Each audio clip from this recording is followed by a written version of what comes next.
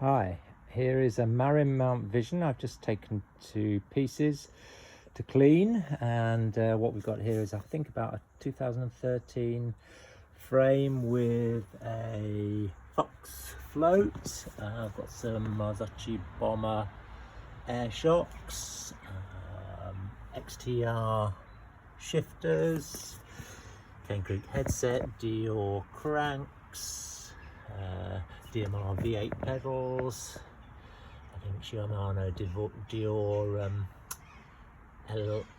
SLX, and finally some nice XT hubs with Mavic 521 rims. Basically, the question I'm asking is it's probably worth more as bits than as a complete bike, so I'm torn. Do I bother putting it back together, or do I just sell or use the bits and sell off the frame?